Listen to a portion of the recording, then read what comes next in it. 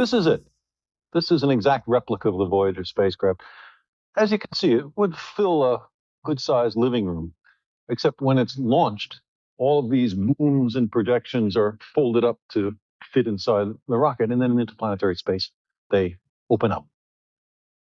Voyager is a fairly intelligent robot. It has an onboard computer that's constantly being reprogrammed by commands from Earth, but it knows to do a lot of things by itself, and it also knows if it gets into trouble to call home for help. The whole spacecraft is powered by this thing, a radioactive power source, contains plutonium.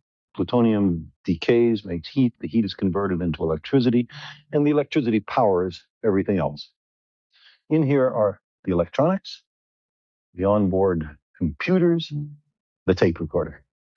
All of the instructions that the spacecraft receives come in through this great dish-shaped antenna. And all of the data that it acquires is radioed back to Earth through the same antenna. Over here is a kind of very elaborate license plate that we'll talk about later. These are two of a number of hydrazine thrusters. They are tiny rockets that can reorient the spacecraft to make precision photography possible, for example. Here is a boom on which there are many science instruments. This is the scan platform. A lot of the major instruments are on it, and it can move. Let me see if I can make it move.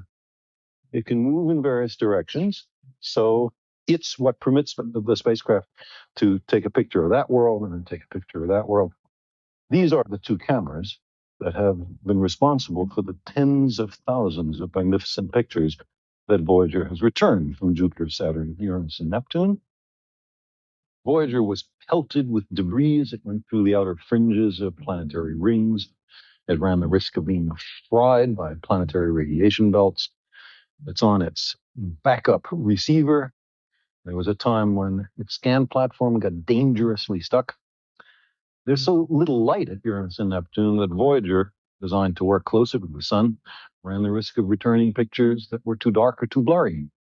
And yet, because of the human intelligence of its controllers back here on Earth at the Jet Propulsion Laboratory, and because of the robotic intelligence in the spacecraft, Voyager flies on. Our eyes and ears and a dozen other senses that we weren't born with, acting in our stead in a realm of the solar system too distant and too dangerous for us personally to travel to, at least yet.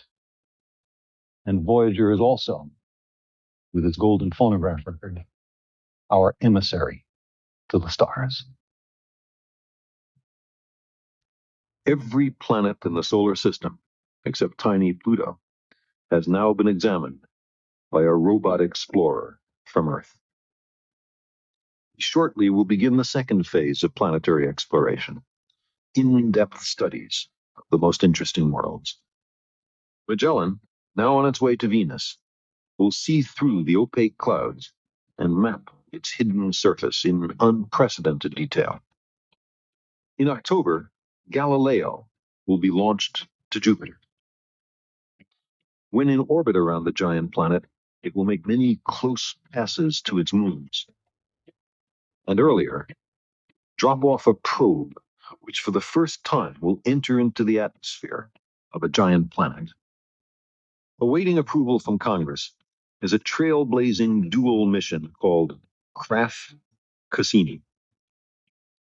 One spacecraft, instead of flying by a comet at 75 kilometers a second, which is all we were able to do when Halley's Comet last came by, will rendezvous with the comet, follow it around the sun, and observe its true nature.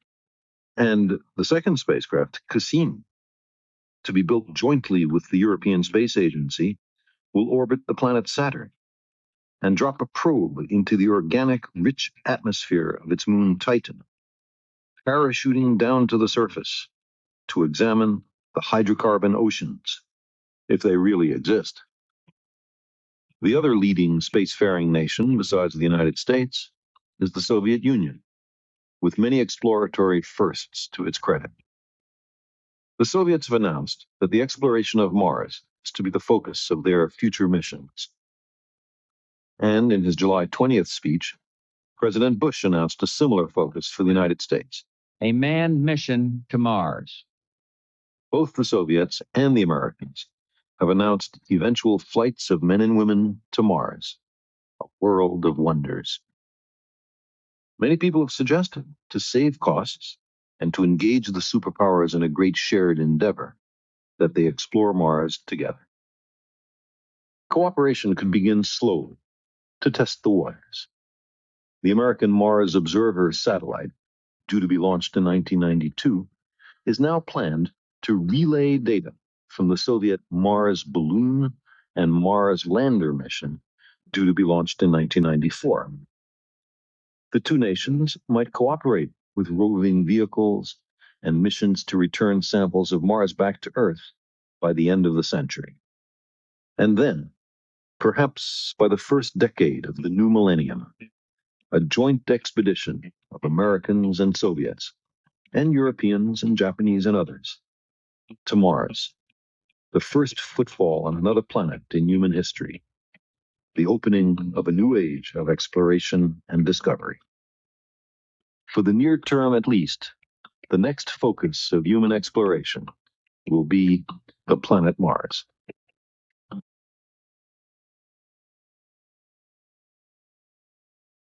Neptune is Voyager's last port of call. There are no more planets beyond Neptune, at least in this solar system. But Voyager's work is far from done. For example, a few months from now, it has the opportunity to look back over its shoulder and photograph many of the planets in the solar system, including some of its previous ports of call. In one opportunity, next March, the planets will be spread out like jewels on velvet. Saturn and Jupiter over there to the right of the sun. To the left of the sun, you can see Mars. That's the red one. Venus. And then over there at the extreme left, you see that little blue dot? That's us. That's the Earth. That's home. A tiny point of light set against the background spangle of the Milky Way. If photographs were taken at much greater distances, the Earth would become fainter and fainter until lost altogether. Long after the last pictures are taken, long after the radioactive power source runs down and Voyager can no longer call home, long after she's broken entirely free of the gravitational shackles that bind her to the sun, the spacecraft will press on at 1,000,000 miles a day. Nothing can stop her. About 20,000 years from now, she's destined to complete her long goodbye to the solar system and to make for the open sea of interstellar space. Only then will phase 2 of her mission begin. It was known from the start that the Voyager spacecraft would leave the solar system. It was destined to wander forever in the dark between the stars. So NASA invited a group of us to design a message to be affixed to the spacecraft. The message was intended for any interstellar spacefaring civilization which might one day encounter Voyager.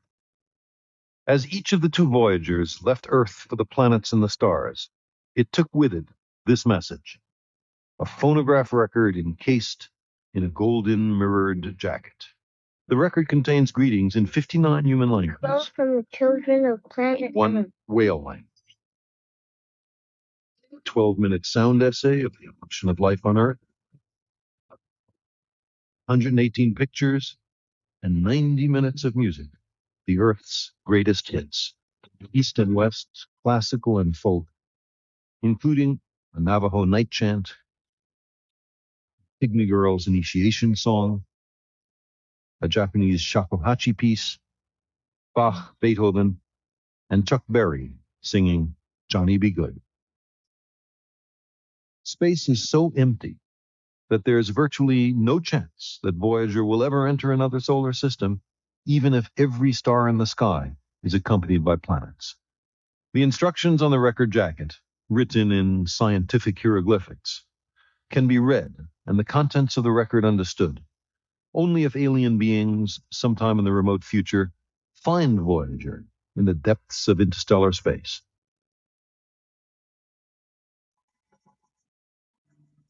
Escaping from the sun, the Voyagers will circle the center of the Milky Way galaxy forever. And forever is a very long time. So maybe Voyager will, in the far future, be approached by some unimaginably alien civilization. They would wonder what creatures had sent this primitive craft.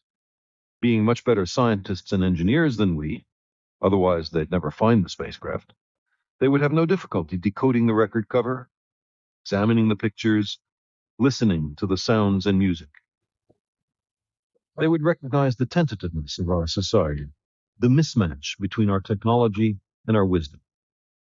Had we destroyed ourselves since launching Voyager, they would wonder, or had we gone on to greater things? Or perhaps the record will never be intercepted. Then, when humans have become extinct or evolved into other beings, when everything we know and love is gone, when even the continents have unrecognizably changed, indeed, when the Earth itself is reduced by the sun's evolution to a charred cinder, Voyager will fly on.